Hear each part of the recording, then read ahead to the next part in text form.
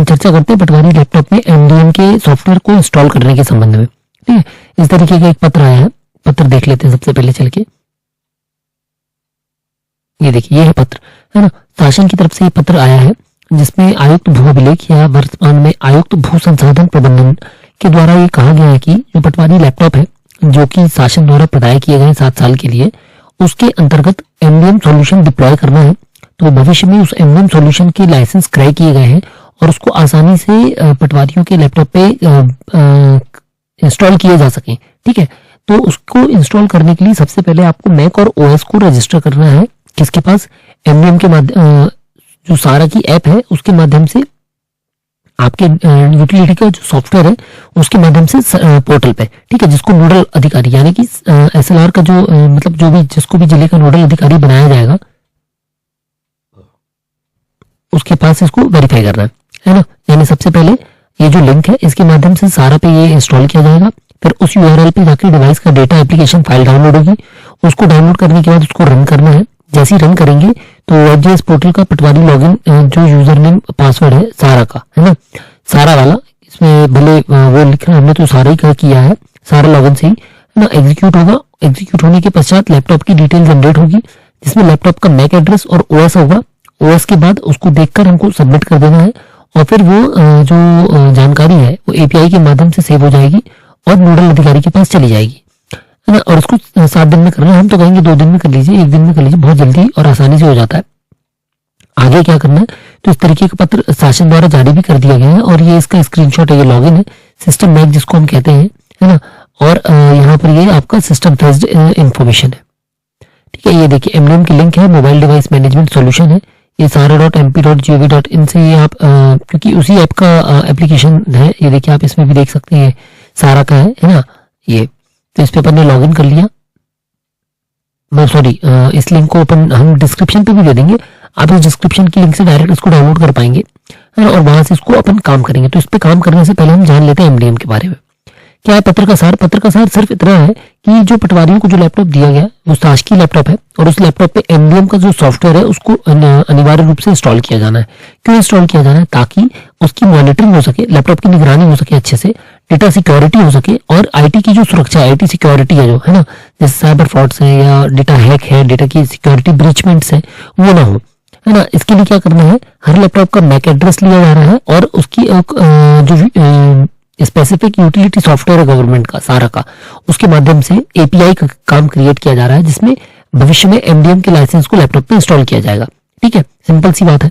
अब एमडीएम क्या है? तो एमडीएम है मोबाइल डिवाइस मैनेजमेंट, यानी कि एक गवर्नमेंट का कंट्रोलिंग सॉफ्टवेयर है। कंट्रोलिंग सॉफ्टवेयर मतलब है कि जिसके पास लैपटॉप किसके पास है, उसका क्या उपयोग हो रहा है, क्या यह देखा जा सकेगा, मैनेज किया जा सकेगा कि इसमें क्या क्या काम हुआ, वेबीएस कब चलाया आपने, कब सी दुरुस्ती की। ठीक है, और गवर्नमेंट लैपटॉप में कोई गलत ऐप सॉफ्टवेयर इंस्टॉल होने से रोका जा सकेगा बग की तरह। जैसे आपने देखे होंगे मशीन कहते हैं, है ना, जो आईटी सेक्टर है उसमें लैपटॉप्स को मशीन्स कहते हैं और वो मशीन्स कंट्रोल्ड रहती हैं। कंट्रोल्ड मतलब कि उसमें फिक्स है आप कौन कौन से ब्राउजर यूज कर सकते हैं, कौन कौन से जो कंपनी के एप्स है या कंपनी के सॉफ्टवेयर है या कंपनी का आउटलुक है केवल उसी को यूज कर सकते हो, उसके अलावा आप और कोई ईमेल या और कोई ब्राउजर एक्सेस नहीं कर सकते। ठीक है, और इसके बाद इसमें एमडीएम के बाद इसमें डेटा चोरी या लीक होने की संभावना न्यूनतम हो जाएगी।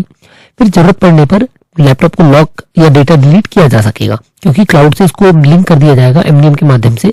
तो मान लीजिए आपका लैपटॉप खो गया, आपने बोला, तो आपका लैपटॉप लॉक कर दिया जाएगा ताकि इसको कोई यूज ही ना कर पाए। ठीक है, फिर ये सुनिश्चित करेगा एमडीएम का सॉफ्टवेयर, क्या सुनिश्चित करेगा कि लैपटॉप केवल सरकारी काम के लिए उपयोग हो और इसके माध्यम से जो कंट्रोल सिस्टम है आपके लैपटॉप का, ऑपरेशन का जो काम कर रहे हैं आप, वो पूरा का पूरा काम गवर्नमेंट के द्वारा कंट्रोल किया जा सके।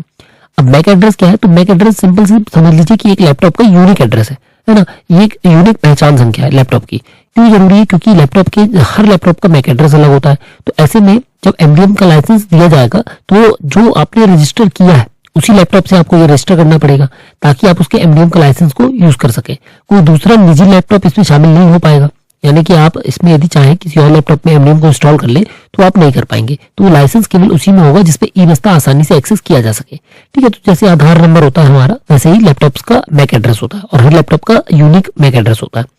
अब ओएस पे जो इंस्टॉल कर रहे हैं, जो इसमें बोला है ओएस की न्यूनतम क्षमता, तो वो ओएस 11 मांगा है जैसे।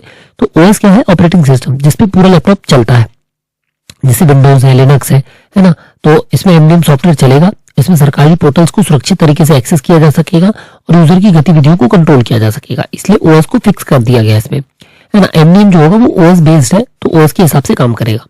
अब कौन सा लाइसेंस इंस्टॉल होगा? तो वो है एमडीएम सॉफ्टवेयर लाइसेंस, जो कि गवर्नमेंट इशूड है। इसको सरकारी नेटवर्क से जोड़ देगा और गवर्नमेंट प्रॉपर्टी के रूप में रजिस्टर कर देगा। यानी कि एमडीएम इंस्टॉल करते ही आपका जो लैपटॉप है, वैसे भी वो 7 साल तक गवर्नमेंट की प्रॉपर्टी ही है, तो जैसे ही 7 साल आप चलाएंगे तो ये क्या हो जाएगी? गवर्नमेंट की प्रॉपर्टी के रूप में इसको रजिस्टर हो जाएगा, है ना। और यदि लाइसेंस नहीं है तो भविष्य में हो सकता है आपका लैपटॉप ब्लॉक कर दिया जाए, या आपकी कोई भी आप सरकारी पोर्टल खोलेंगे तो वो उस पर नहीं खुलेगा। अब एपीआई क्या है? इसमें जो हमने एपीआई की बात की, तो एपीआई क्या है? एक एप्लीकेशन प्रोग्रामिंग इंटरफेस है ना। ये एक ब्रिज का काम करता है सॉफ्टवेयर के बीच में। यानी कि जैसे कि हमको कोई काम करवाना है किसी व्यक्ति से, या हम किसी दुकान में गए और हमने कोई सामान मांगा, तो जब हमने किसी व्यक्ति से सामान मांगा तो हमने मांगा वो प्रोडक्ट, है ना, या कमोडिटी। वो कमोडिटी हमको देने वाला जो एक व्यक्ति है बीच में, जो दुकानदार है, वही उसका पुल है, ब्रिज है। ऐसे ही एपीआई होता है, तो सॉफ्टवेयर के बीच में एक पुल का काम करता है ना। जैसे कि देखिए सारा है, आरसीएमएस है, भूलेक है, एमडीएम है, तो इनको सबको लिंक करने का काम एपीआई करता है। यदि एपीआई नहीं है तो आप सारा से जो डेटा मांगेंगे पता चले वो आरसीएमएस में जाए नहीं, वो भूलेक में जाए ही नहीं, है ना। तो आपस में जो सॉफ्टवेयर हैं, जो ऑनलाइन पोर्टल्स हैं, वो लिंक हो सके किसके माध्यम से? एपीआई के माध्यम से। तो हमको इसी एपीआई के माध्यम से जो एमडीएम है इसको इंस्टॉल करके गवर्नमेंट को अपने लैपटॉप का एक्सेस देना है, या अपने एड्रेस डिटेल्स देनी है। भविष्य में इससे क्या संभावना है? इससे संभावना है सबसे पहले तो 100% डिजिटल कार्य प्रणाली लागू हो जाएगी, अभी भी है पर भविष्य में और ज्यादा हो जाएगी। पेपरलेस वर्क ज्यादा हो जाएगा, क्योंकि आने वाले समय में एमपी ये मतलब ई ऑफिस वगैरह भी बढ़ने की संभावना है, ताकि रिपोर्ट्स वगैरह जो है वो सब ऑनलाइन लगे और पेपरलेस काम हो।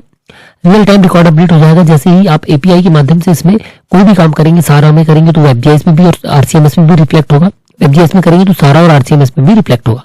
डेटा से किसी प्रकार की कोई छेड़छाड़ नहीं हो सकेगी और जवाबदेही, अकाउंटेबिलिटी बढ़ जाएगी। अकाउंटेबिलिटी ऐसे क्योंकि लैपटॉप आपका है, आपके नाम पे एड्रेस रजिस्टर्ड हो जाएगा। हो सकता है भविष्य में पासवर्ड भी वो कर दिए जाए, आपने एम्प्लॉय आईडी जैसी डाली और आपका पूरे के पूरे लॉगिन आपको मिल जाए आपके लैपटॉप पे, है ना। और हो सकता है आने वाले समय में इसी के तहत जीपीएस ट्रैकिंग या ऑनलाइन अटेंडेंस की संभावना बढ़ा दी जा सकती है, जो कि थोड़ा सा गलत हो जाएगा, क्योंकि वो फिर प्रैक्टिकल रियल टाइम को कम कर देता है ना। पर ऑनलाइन ट्रैकिंग तो हो जाएगी इससे। और इसे परेशान करने के लिए नहीं बनाया। काफी सारे लोग इसको कह रहे हैं कि परेशान करेगा, हम पे निगरानी रख रहे हैं। नहीं, इस पे केवल जो गवर्नमेंट डेटा है उसकी प्रोटेक्शन प्लस ट्रांसपेरेंसी और जो डिजिटल गवर्नेंस है ना, या ई गवर्नेंस है, उसके फोकस के हिसाब से बनाया गया। अब हम चलते हैं सीधा सीधा कहें तो इसकी सिंपल सी भाषा में आप समझिए कि एमडीएम सॉफ्टवेयर एपीआई से पूछेगा, जैसे आप लॉगिन करेंगे कोई भी ऐप में जाएंगे, वो बोलेगा यह लैपटॉप अधिकृत है या नहीं। यदि अधिकृत है तो आप उस पर काम कर पाएंगे, है ना। सारा भूलेख आरसीएमएस सब खुल जाएंगे और आप उसमें आसानी से काम कर पाएंगे।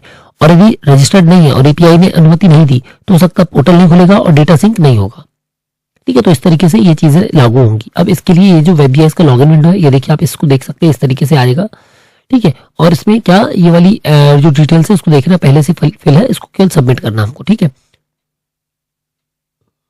आप ये जो सारा का यूजर नेम पासवर्ड है इसको सेव कर लें, क्योंकि जब आप इंस्टॉल कर रहे हैं तो सारा की ऐप है, ये सारा की ऐप इंस्टॉल हो गई, ठीक है। इस पे ओपन पे क्लिक करेंगे आप, जैसे आप इस लिंक को डालेंगे ये इंस्टॉल हो जाएगी। यदि ये पहले से आपके इस ऐप में इंस्टॉल है, जैसे पीएम किसान या बीच में आपने लैपटॉप रजिस्टर करते समय वो ऐप इंस्टॉल की है, तो उसको कंट्रोल पैनल से जाके प्रोग्राम एंड फीचर से पहले अनइंस्टॉल कर दीजिएगा। फिर आप ओके करके दोबारा जब इंस्टॉल करेंगे तो इस तरीके का विंडो खुलेगा। इसको हम कर देंगे रन। जैसे ही रन करेंगे ये देखिए ये इंस्टॉल हो गया। इंस्टॉल होने के बाद ये इस तरीके का विंडो आएगा। कई लोग डोंट रन पे क्लिक करते हैं, डोंट रन पे क्लिक ना करके मोर इन्फो पे क्लिक करें, रन एनीवे पे क्लिक करें, ये खुल गया, ठीक है। इसमें ये मांग रहा है वेबजीआईएस का यूजर नेम और सारा का वेब पासवर्ड, ठीक है। ये देखिए सारा का वेब पासवर्ड लिखा हुआ, सारा की लॉगिन आईडी पासवर्ड डाल सकते हैं आप यहाँ पर। ये डाला हमने और लॉगिन कर दिया। ये जैसे ही लॉगिन करेंगे प्रोसेसिंग होगी, इस तरीके से प्रोसेसिंग हो जाएगी। प्रोसेसर की इन्फॉर्मेशन को रीड कर रहा है।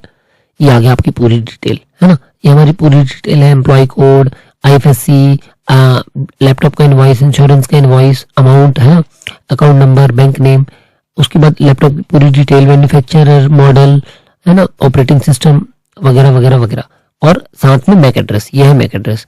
जैसे ही ये सब हम देख लेंगे, इसको हम क्या कर देंगे सबमिट। और जैसे ही सबमिट करेंगे क्या आ जाएगा message, request is present and only MAC address is updated. बाकी की रिक्वेस्ट थी केवल मैक एड्रेस को अपडेट कर दिया गया।